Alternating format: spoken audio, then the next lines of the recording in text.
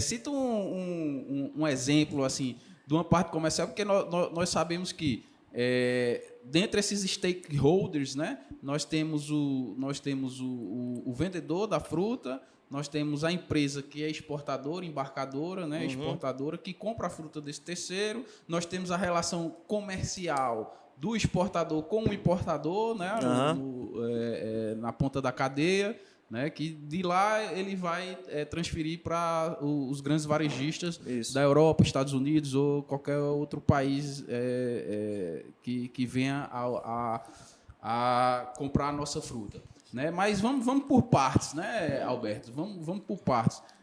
Cita um exemplo com relação a relação comercial do vendedor, né? Que às vezes é aquela pessoa simples, né? Que trabalha na terra, né?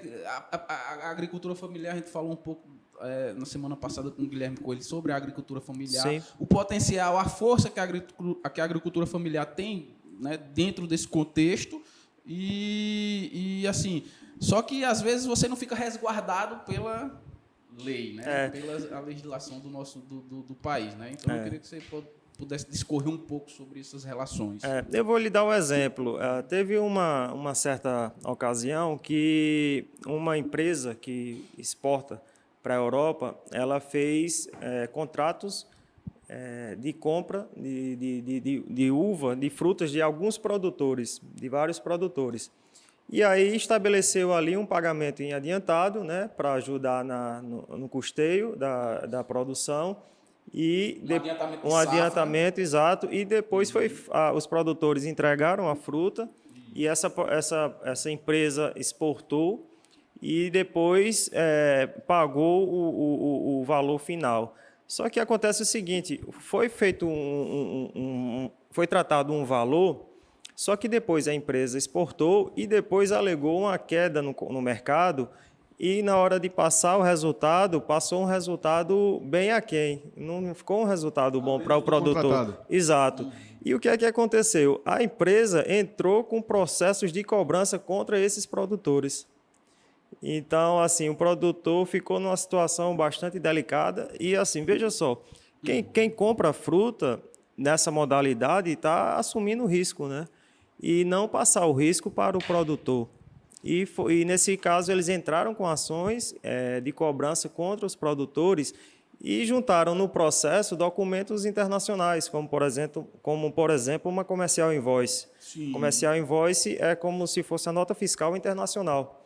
Só que juntou comercial invoice, juntou uma série de informações em inglês que...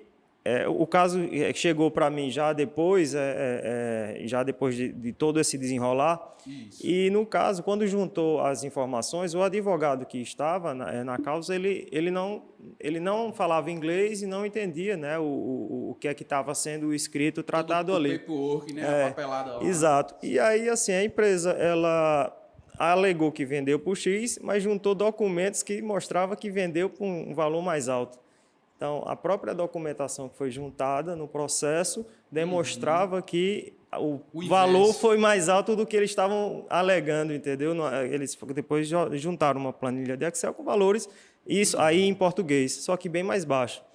Então, assim, é uma situação em que o produtor foi realmente lesado e, infelizmente, porque também assim, não teve uma assessoria especializada, né, que entenda de comércio exterior, que fale, né, o outro idioma, e aí ficou bastante prejudicado nesse sentido. Então, esse é um caso prático que realmente aconteceu aqui na região, e como eu estou falando de forma genérica, enfim.